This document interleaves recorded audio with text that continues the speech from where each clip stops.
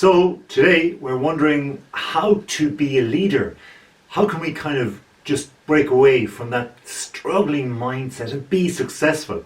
How can we achieve something that we never thought or even contemplated achieving before?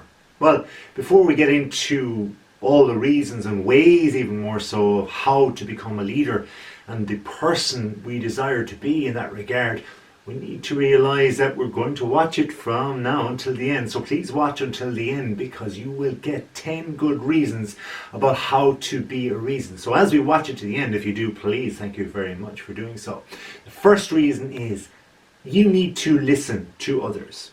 I mean, isn't that what YouTube is for? For watching and listening and seeing other people lead, do things that should be done ordinarily in life, and, well, more so, leaders. I mean, let's think about it. If you look at YouTube, you've got wonderful people, super duper people, people that are all the way around the world and all, well, from all different cities, countries, continents, all the way around the world. And yes, okay, you might be watching this video and interested in what you're interested in right now, but in their fields, are they not YouTube leaders in the field? Or feeder, that's one thing you don't do as a leader, feeder, or make a mess with your words. Surely it happens to us all. But again, there's a bonus one.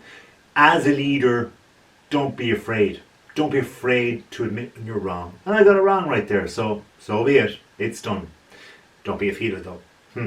Anyway, if people are leaders all around the world, got it right this time, then basically they're leading and using YouTube as a way of communicating their leadership. So listen to others, watch others, check out YouTube for other leadership ideas. Check out leaders and see what they do.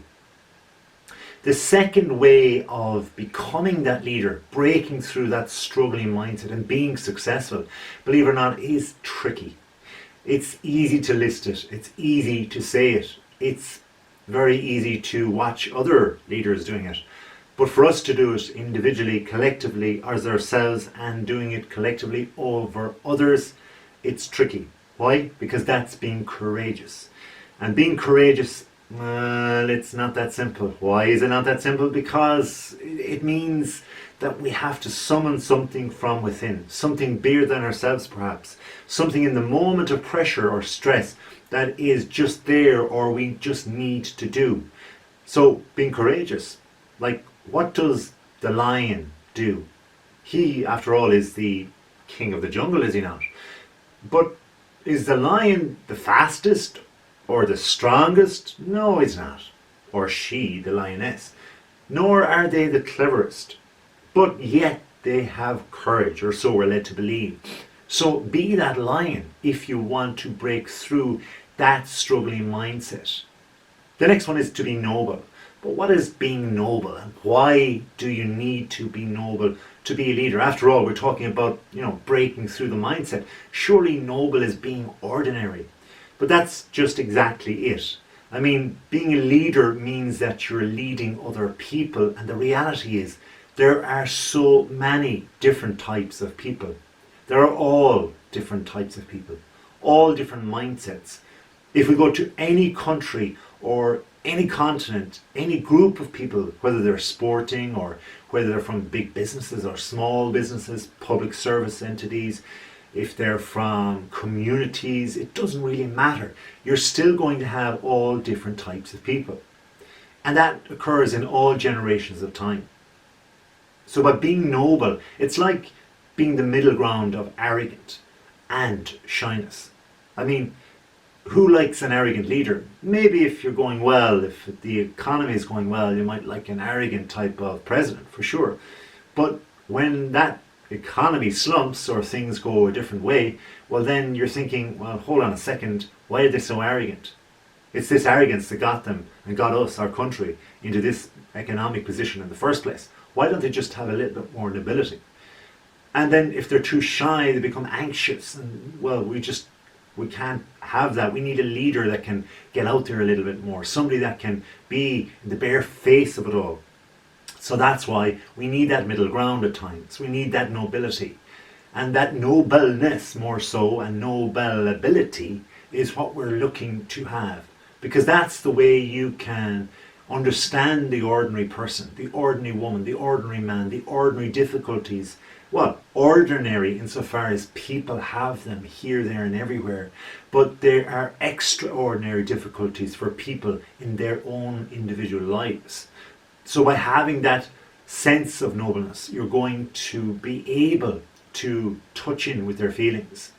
And it's the area where most people feel comfortable with. And seeing as you're the leader then, well then this is where most people reside or want to reside as a person. The fourth thing, another attribute of being a great leader then is to be aware that not everyone leads in the same way.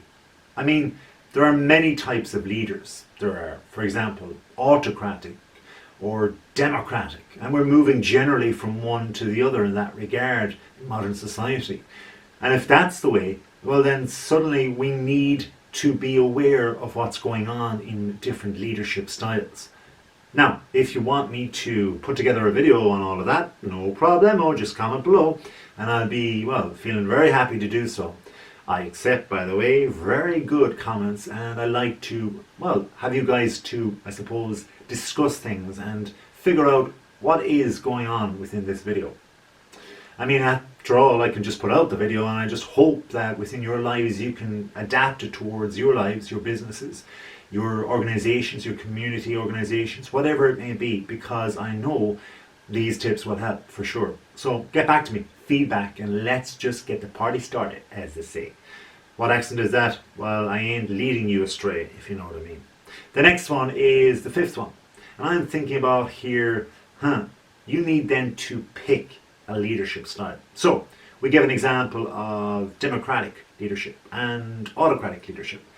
Let's be aware that these are completely different in many ways. And okay, maybe one decision by a leader might be slightly different than another leader. You could say, if there were 5 people in a room and they were at that meeting and they saw the actual leadership decision making process, and the leader chose a particular sentence of how to word their decision, if it was perceived by one person in that room and in a different manner than the 4 out of 5 other people that were at that meeting with the leader, that might be perceived as being, well, autocratic as opposed to democratic.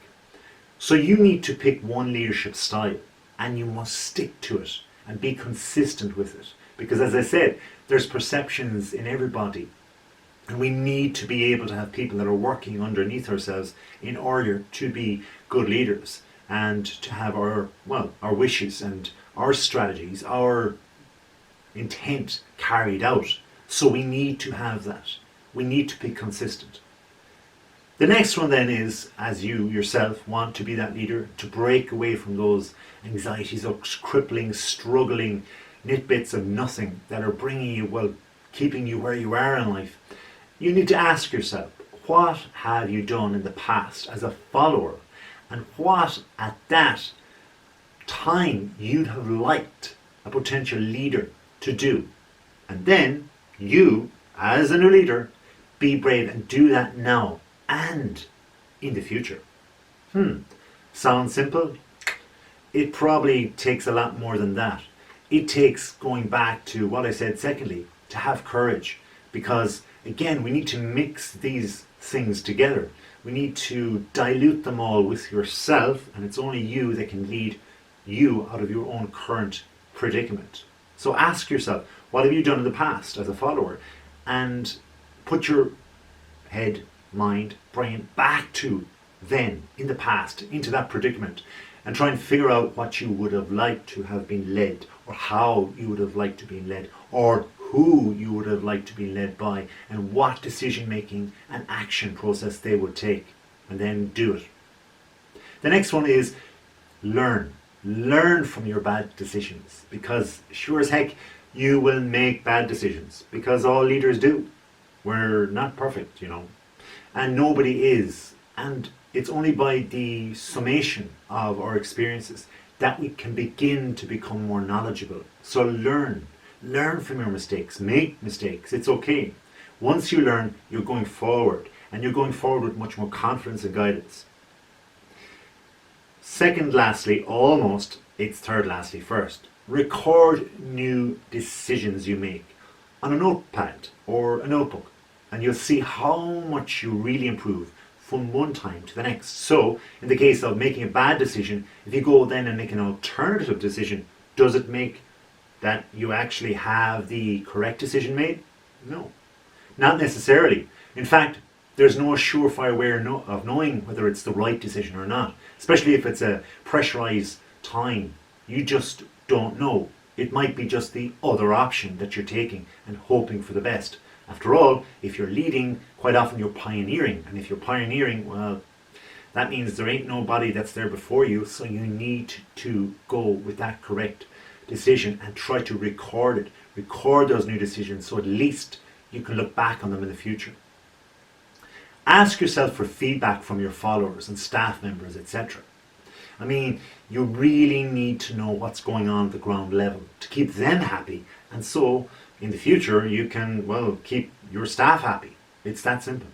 Lastly, ask again for feedback from the people that work just under you or from fellow leaders. Why not? Reach out, get out there and admit you have a quandary and you need it solved. I'm glad I've solved your quandary. If I haven't, comment below. For now, thank you for watching, and please come back soon, subscribe and suggest videos. Bye now.